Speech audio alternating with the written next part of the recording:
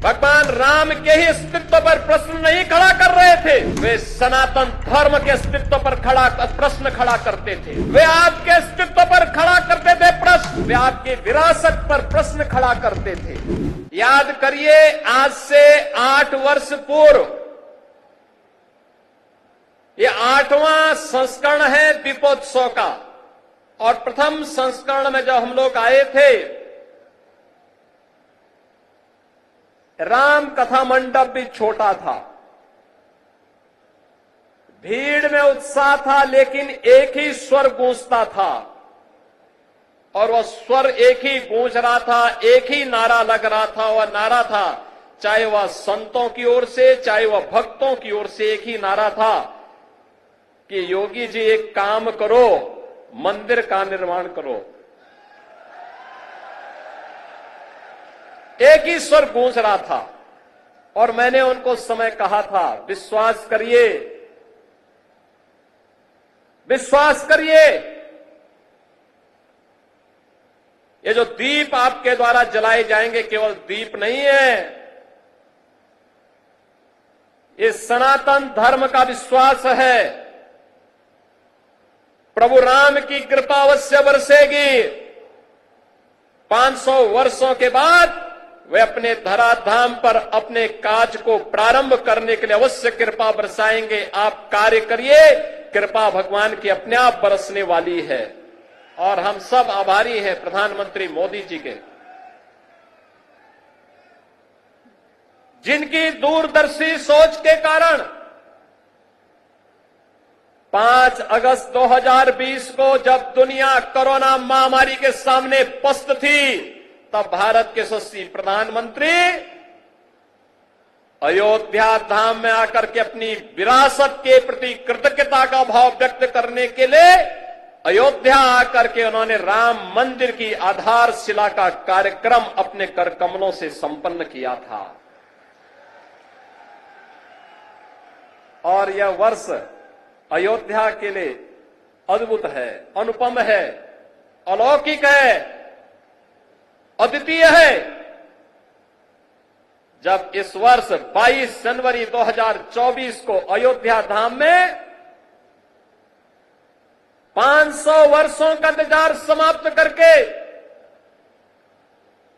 500 वर्षों का इंतजार समाप्त करके एक बार फिर से रामलला अपने धाम में, अपनी जन्मभूमि में विराजमान होकर के दुनिया के अंदर पीड़ित और प्रताड़ित लोगों को संदेश दे गए हैं कि कभी भी अपने पथ से विचलित मत होइए, संघर्ष का रास्ता अपनाइए, सफलता जरूर प्राप्त करेगी, सफलता जरूर प्राप्त होगी। यह अवसर है हमारे पास उन सभी आत्माओं को स्मरण करने का जिनका पूरा जीवन राम जन्मभूमि आंदोलन के लिए, प्रभु राम की कृपा का प्रसाद प्राप्त करने के लिए समर्पित था। मैं इस अवसर पर उन सभी पूज्य संतों को नमन करता हूं, उन सभी हुतात्माओं के लिए जिन्होंने 3.5 लाख की संख्या में अपना शहादत दे करके एक ही तमन्ना के साथ इस धराधाम से विदा हो गए कि चाहे जैसे भी हो, हमारे बलिदान की कीमत पर ही सही, लेकिन अयोध्या में राम मंदिर का निर्माण होना चाहिए। उनका संकल्प पूरा हुआ। अयोध्या में राम मंदिर का भव्य निर्माण का कार्य पूरा हो चुका है। रामलला फिर से अयोध्या धाम में फिर से विराजमान हो चुके हैं। लेकिन रामलला के विराजमान होने के बाद दीपोत्सव का पहला अवसर है। इससे पहले हम लोग बोलते थे और जो कहा सो करके दिखाया भी था। बहनों और भाइयों, ये डबल इंजन की सरकार जो बोलती है वो करके दिखाती है। अकेले अयोध्या धाम के विकास के लिए, जिस अयोध्या में 2017 के पहले बिजली नहीं मिलती थी, यहां की सड़कों की स्थिति, यहां के घाटों की स्थिति, यहां के मठ और मंदिरों की स्थिति, और जिन लोगों ने राम को ही उपेक्षित कर दिया था और जिन लोगों ने भगवान राम के अस्तित्व पर ही प्रश्न खड़ा किए थे, वे केवल भगवान राम के ही अस्तित्व पर प्रश्न नहीं खड़ा कर रहे थे, वे सनातन धर्म के अस्तित्व पर प्रश्न खड़ा करते थे। वे आपके अस्तित्व पर खड़ा करते थे प्रश्न, वे आपकी विरासत पर प्रश्न खड़ा करते थे। लेकिन कितना सदा सहता है हमारी, सदा सहता ही समझो, लेकिन आपकी सदा सहता विरोधी को कायरता नजर नहीं आनी चाहिए। और इसीलिए मैं कहने के लिए आया हूं आपसे आज, आपने 2017 के बाद जो भी कहा वह अयोध्या के अंदर हो करके रहा है। हम लोगों ने कहा था कि आपने कहा था 17 में कहा था, इसी मंच पर उस समय कहा था, पूज्य संतों की उपस्थिति में कहा था कि योगी जी एक काम करो, मंदिर का निर्माण करो। बहन और भाइयों, मंदिर का निर्माण तो हो गया है, रामलला भी विराजमान हो गए। इसी मंच से मैंने और मेरे सहयोगियों ने भी और आदरणीय प्रधानमंत्री जी ने भी आपको कहा था, अयोध्या को दुनिया की सुंदरतम नगरी बनाएंगे। आज अयोध्या चमक रही है, दुनिया अयोध्या की ओर आ रही है। 31,000 करोड़ रुपए की लागत की परियोजनाएं या तो पूरी हो गई है या जिन पे कार्य युद्ध स्तर पर चल रहा है। और बहनों और भाइयों, इससे भी आगे जाकर के भी इस पे कार्य होने हैं। ये तो एक शुरुआत है, शुरुआत। अयोध्या एक शुरुआत है सनातन धर्म के लिए। विरासत और विकास के प्रधानमंत्री मोदी जी के विजन को जमीनी धरातल पर उतारने के लिए, उस अभियान को वैश्विक मंच तक ले जाने के लिए आज काशी हमारी चमक रही है। भव्य और दिव्य काशी के दर्शन दुनिया कर रही है। आज हमारा अयोध्या धाम जो भी आता है, मैंने 22 जनवरी को दृश्य देखा है, 23 जनवरी को मैंने वह दृश्य देखा है, जब देश भर से आए हुए श्रद्धालु अयोध्या में भगवान राम के मंदिर का दर्शन करते थे। उनके आंखों में खुशी के आंसू थे। कोई पिलर को पकड़ करके आंसू बहाता था और कोई जमीन पे लेट करके भगवान को भी दंडवत करता था, उनके सामने शीश नवाता था, लेकिन अपने अश्रु बहा करके खुशियों को भी उजागर करता था। बहनों और भाइयों, वह सभी दृश्य मैंने अपनी आंखों के सामने अयोध्या के अंदर देखे हैं। और मैंने उन लोगों के भी काले कारनामे देखे हैं जिन्होंने राम भक्तों के लहू से अयोध्या को और सरयू मैया को लहूलुहान किया था। वह दृश्य भी हम लोगों ने अयोध्या के अंदर देखा है। और इसीलिए मैं आपको एहसास कराने के लिए आया हूं आज। हमने जो कहा, ये डबल इंजन की सरकार ने जो कहा था, वह तो करके दिखा दिया। अब अयोध्या की बारी है। अयोध्या को फिर से अपने आप को साबित करने की बारी है। और याद रखना, ये मां सीता की अग्नि परीक्षा बार बार नहीं होनी चाहिए। हमें इस अभिशाप से निकलना ही होगा। अयोध्या को भव्य और दिव्य रूप देना ही होगा। इसके लिए अयोध्या वासियों को एक बार फिर से आगे आना होगा। और इसी के लिए आज हम आपको एहसास कराने के लिए आए हैं। ये जो कार्यक्रम इतनी भव्य रूप में यहां पर आयोजित हो रहे हैं, ये जो स्वरूप है अयोध्या का, ये बदलावा स्वरूप आज दुनिया को अपनी ओर आकर्षित कर रहा है। कोई सोचता था अयोध्या में 4 लेन की सड़कें होंगी, धर्म पथ के नाम पर होंगी, राम पथ के नाम पर होंगी, भक्ति पथ के नाम पर होंगी, जन्मभूमि पथ के नाम पर होंगी। कोई जानता था इतने फ्लाईओवर अयोध्या के अंदर बनेंगे? कोई कभी कल्पना करता था कि अयोध्या, जहां 4 घंटे 5 घंटे बिजली नहीं मिलती थी, जो लोग आपको बिजली के लिए तरसाते थे, सड़ी हुई गर्मी में तरसने के लिए छोड़ देते थे, वे भी आज राम की दुहाई दे रहे हैं। जो लोग राम जी की पेड़ी में सड़े हुए जल में आपको स्नान करने के लिए मजबूर कर देते थे, वे भी आज अयोध्या आकर के अपना ताल ठोकना चाहते हैं। लेकिन हम लोगों ने तो राम जी की पेड़ी को ऐसा बना दिया, एक तरफ से आज पानी आता है और दूसरी ओर निकल जाता है।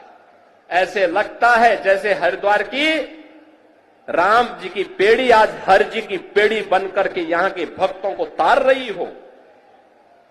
आज अयोध्या को देश की पहली सोलर सिटी बना दिया गया है। और याद करिए, हजारों वर्ष पहले भगवान राम पुष्पक विमान से अयोध्या आए थे और तब से अयोध्या में फिर से विमान नहीं उतर पाया था। नेशनल एयरपोर्ट बना, पूरे देश की कनेक्टिविटी अयोध्या के साथ जुड़ी। जिन लोगों को कार्य नहीं करना था, पहले राम के अस्तित्व पर प्रश्न खड़ा करते थे, उससे पहले राम भक्तों पर गोली चलाते थे, जब एयरपोर्ट का निर्माण कार्य प्रारंभ हुआ तो उन्होंने कहना प्रारंभ कर दिया कि साहब ये किसानों का शोषण हो रहा है। जब यहां पर मंदिर, यहां सड़क के चौड़ीकरण का कार्य प्रारंभ हुआ, उन्होंने कहा साहब व्यापारियों का शोषण हो रहा है। मुझे बताओ, अगर हम 4 लेन की सड़क नहीं बनाते, 4 लेन की सड़कें यहां की नहीं बनती, तुझे लाखों श्रद्धालु आ रहा है, क्या यह अयोध्या में सुरक्षित यात्रा कर पाता, यहां दर्शन कर पाता?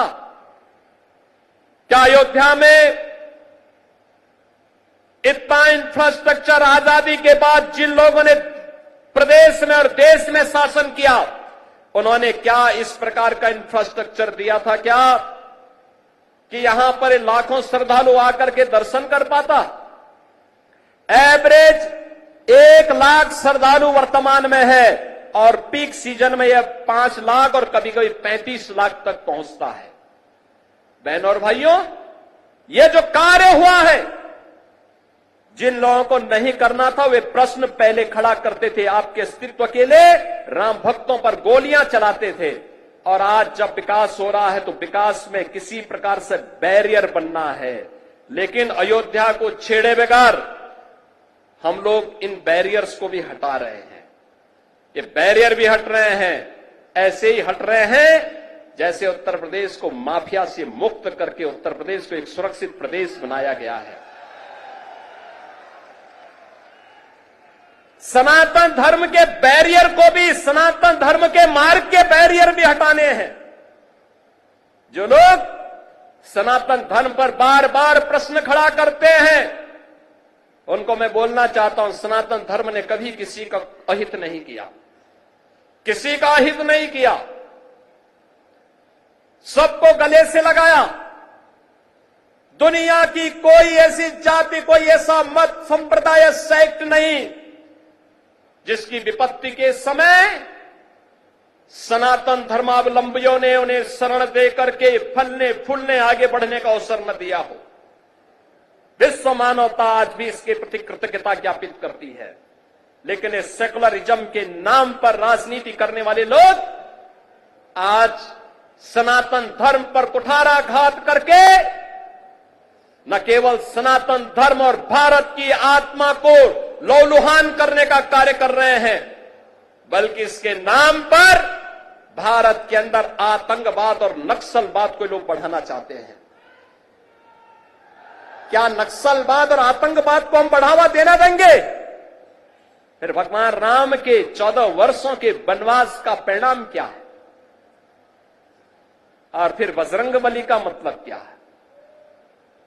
राम काज कीने बिनु मोहि कहां विश्राम। और हम लोग भी विश्राम नहीं लेने वाले हैं तब तक जब तक कि सनातन धर्म के मार्ग में जितने भी रोड़े हैं, जब तक इनको नामो निशान इनको समाप्त न कर दिया जाए। जो भी मानवता के मार्ग में, विकास के मार्ग में बैरियर बनेगा, उसकी वही दुर्गति होनी है जो उत्तर प्रदेश के माफियाओं की हुई है। और बहनों और भाइयों, अब अयोध्या से मैं यही कहना चाहता हूं, यह अवसर है हम सब के लिए। अवधपुरी तो आज खुश है, अवधपुरी को उल्लास और उमंग के साथ जुड़ने की आवश्यकता है। और आज का दिन तो ये दीपोत्सव तो अयोध्या की देन है। देश और दुनिया में दीपोत्सव के आयोजन जहां कहीं भी होते हैं, त्रेता युग में उसकी शुरुआत इसी अयोध्या से हुई थी, इसी अयोध्या धाम से हुई थी। उसी स्मृति को जीवंत बनाए रखने के लिए हम लोगों ने इस कार्यक्रम को आगे बढ़ाया है।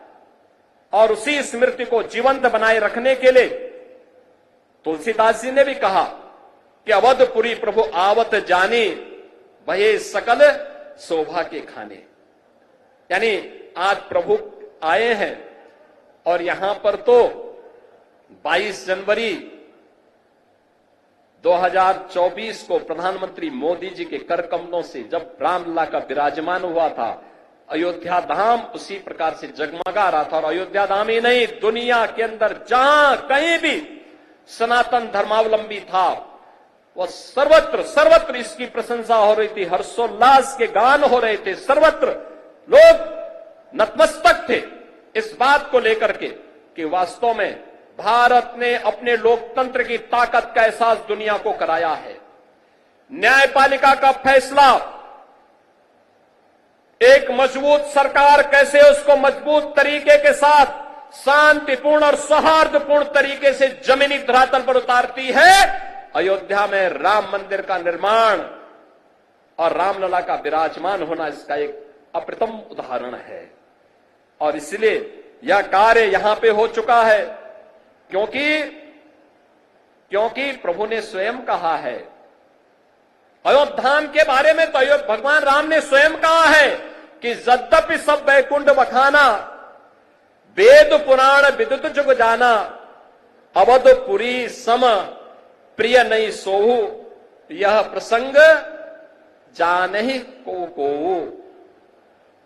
यानी उन्होंने कहा है कि यद्यपि सबने वैकुंठ की बहुत बड़ाई की है, यह वेद पुराणों में प्रसिद्ध भी है और दुनिया भी इसको जानती है, परंतु अवधपुरी के समान मुझे वह भी प्रिय नहीं, यह बात बिरले ही जानते हैं।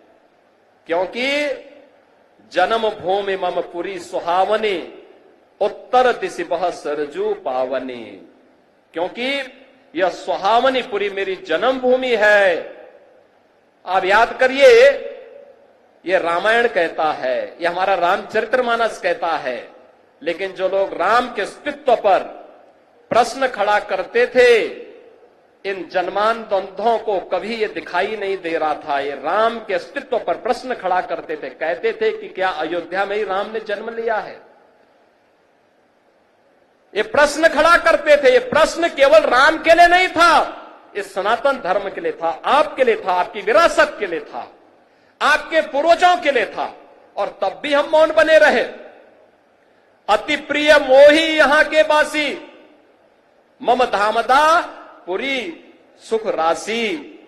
बहनों और भाइयों, अब तो रामलला विराजमान हो चुके हैं और मैं आप सबसे आह्वान करूंगा, अब अवसर है। मोदी जी ने 2014 में देश के अंदर प्रभु राम के राम राज्य के अनुसार देश की शासन व्यवस्था का संचालन करना प्रारंभ कर दिया है।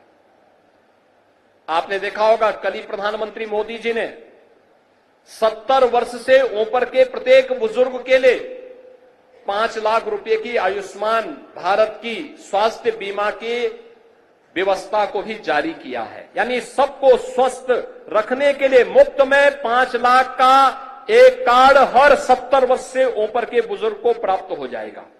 वे कहीं भी पैनल हॉस्पिटल में जाकर के अपना उपचार करा सकता है। आप अनुमान करिए कि 2014 के बाद से कितना परिवर्तन हुआ। 4 करोड़ गरीबों के मकान बन गए, 12 करोड़ गरीबों के घर में शौचालय बन गए, 10 करोड़ गरीबों के घर में एक एक रसोई गैस का सिलेंडर मिल गया, 50 करोड़ लोगों को प्रतिवर्ष 5 लाख रुपए का स्वास्थ्य बीमा का कवर मिल रहा है। 80 करोड़ लोग कोरोना कालखंड में फ्री में राशन की सुविधा का लाभ जो प्रदान हुआ था वह आज भी जारी है। आज भी फ्री में राशन सबको बिना भेदभाव के मिल रहा है। कोई भेदभाव तो मोदी जी के स्तर पर नहीं हुआ, न जाति के नाम पर, न मत के नाम पर, न मजहब के नाम पर, न क्षेत्र के नाम पर, न भाषा के नाम पर। कोई भेदभाव किसी के साथ नहीं हुआ। सबका साथ, सबके विकास का यह भाव, ये वही भाव है जो हमारा रामचरितमानस भी कहता है। यानी भगवान राम के राजगद्दी पर बैठने के बाद क्या हुआ था? दैहिक दैविक भौतिक तापा, राम काज नहीं काहू व्यापा, सब नर करहि परस्पर प्रीति, चलहि स्वधर्म निरत सुत नीति। बहनों और भाइयों, आज उसी तर्ज पर नया भारत चल रहा है। एक भारत श्रेष्ठ भारत की परिकल्पना, विरासत और विकास का एक अद्भुत संगम है, अद्भुत संगम है।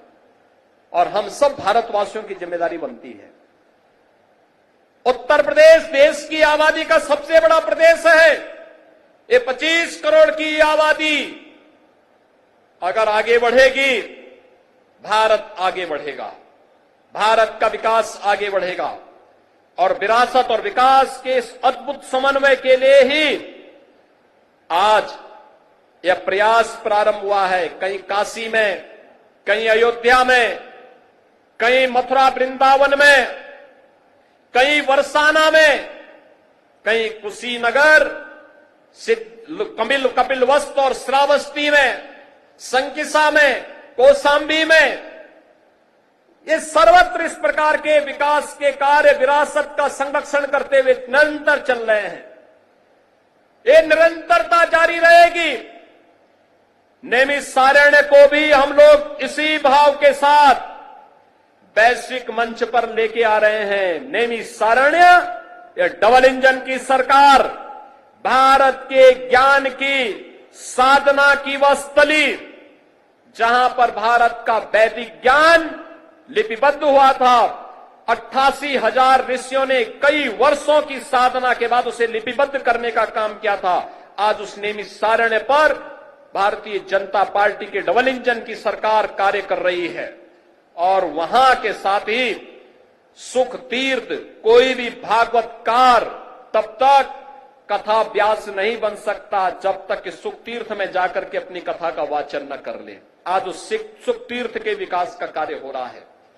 नमामि गंगे में विरल गंगा, निर्मल गंगा का काम हो रहा है। हर घर नल की योजना के माध्यम से हर घर में शुद्ध पेयजल उपलब्ध करवाने का कार्य भी हो रहा है। बहनों और भाइयों, स्वास्थ्य के लिए, शिक्षा के लिए,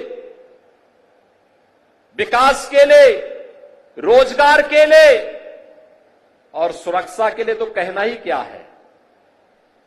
बड़े बड़े गुंडे और दुर्दांत माफियाओं के ऊपर जब बजरंग बली की गदा चलती है ना, तो वे भी वैसे ही तड़पते हैं जैसे खर और दूषण तड़पते हुए मारे गए थे। और इसलिए बहनों और भाइयों, हम सबका संकल्प होना चाहिए। ये शुरुआत है, शुरुआत, और इस शुरुआत को मंजिल तक पहुंचाना है। मंजिल का लक्ष्य प्रधानमंत्री मोदी जी ने आप सबके सामने दिया है। और मंजिल का लक्ष्य है 2047 में जब देश अपनी आजादी का शताब्दी महोत्सव मनाए, तब कैसा भारत हो। जैसे अयोध्या है ऐसे ही काशी में भी दिखना चाहिए, ऐसे ही मथुरा में भी दिखना चाहिए। बोले वृंदावन बिहारी लाल की। और ऐसे ही काशी में भी हो हर हर महादेव के गुंजायमान से काशी बाबा विश्वनाथ धाम भी गूंजना चाहिए। विकास सर्वत्र हो, आदि दैविक, आदि भौतिक और आध्यात्मिक, किसी प्रकार के दुख और दरिद्रता के लिए कोई जगह न हो। ये नया भारत उस दिशा में मजबूती के साथ कदम उठा रहा है। और उसी का आह्वान करने के लिए आज मैं आपके पास आया हूं कि प्रभु की कृपा। और मैं सचमुच समझता था कि मैं एक बात देख रहा था कि कैसे होगा जिस दीपोत्सव के कार्यक्रम को दुनिया की सदी की सबसे बड़ी महामारी कोरोना नहीं रोक पाई, इस बार कैसे होगा? प्रभु ने अपनी लीला दिखाई। इस बार भी हम सब यहां पर उपस्थित हो गए और इस बार तो श्रृंगवेरपुर में भी यह कार्यक्रम आयोजित होने जा रहा है। अभी यहां पे हमारे डिप्टी सीएम श्री केशव प्रसाद मौर्य जी भगवान राम को वहां रिसीव करके भरत मिलाप के कार्यक्रम में माल्यार्पण करके सीधे श्रृंगवेरपुर गए हैं। श्रृंगवेरपुर में भगवान राम और निषाद राज के मैत्री का मिलन का संगम स्थल, यहां का जो हमारा रेन बसेरा बन रहा है वह निषाद राज के ही नाम पर बन रहा है, बन करके तैयार हो चुका है और एयरपोर्ट का नामकरण महर्षि वाल्मीकि के नाम पर हो चुका है। पहले ही महर्षि वाल्मीकि के प्रति कृतज्ञता ज्ञापित की गई। बहनों और भाइयों, 2025 का वर्ष हमारे लिए महत्वपूर्ण है। प्रयागराज में महाकुंभ का आयोजन होने जा रहा है। करोड़ों श्रद्धालु आएंगे, देश और दुनिया से आएंगे।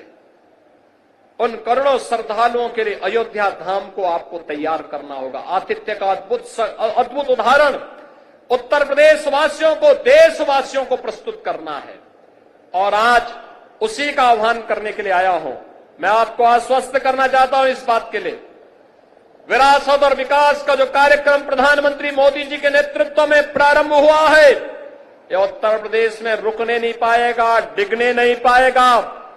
उत्तर प्रदेश के अंदर अपनी विरासत का संरक्षण करते हुए विकास की गंगा मां सरयू की कृपा से, प्रभु की कृपा से निरंतर आगे बढ़ती रहेगी। इस विश्वास के साथ मैं आप सभी प्रदेशवासियों को और सभी सनातन धर्मावलंबियों को आज के इस अवसर पर प्रभु राम के अयोध्या धाम आगमन की स्मृति में आयोजित इस दीपोत्सव के भव्य कार्यक्रम के अवसर पर मैं हृदय से बधाई देता हूं, पूज्य संतों का अभिनंदन करता हूं। हमारे अतिथि के रूप में यहां पर भारत सरकार के पर्यटन और संस्कृति मंत्री माननीय श्री गजेंद्र सिंह शेखावत जी, जिन्होंने अयोध्या के विकास के लिए भी, नेमिस के विकास के लिए भी और प्रयागराज के विकास के लिए भी कल ही उस कार्य योजना को अपनी स्वीकृति दी है कि पर्यटन विकास के और भी कार्य होने चाहिए उत्तर प्रदेश के अंदर। उन सब के लिए, ब्रिज क्षेत्र के लिए भी अपनी सहमति दी है। आज स्वयं इस दीपोत्सव कार्यक्रम में हमारे मुख्य अतिथि के रूप में यहां पर उपस्थित हुए हैं। मैं उनका, आप सभी श्रद्धालु जनों का हृदय से अभिनंदन करता हूं। आज यहां पर हम लोग अभी राम जी की पेड़ी में आप पूज्य संत जन और श्रद्धालु जन जाएंगे। याद रखना, हमारी सबसे बड़ी ताकत है अनुशासन। उत्साह होगा लेकिन अनुशासन के दायरे में होगा। वह अनुशासन दिखना चाहिए। इस विश्वास के साथ मैं आज के इस अवसर पर आप सबको दीपोत्सव का, दीपावली का हृदय से बधाई देता हूं।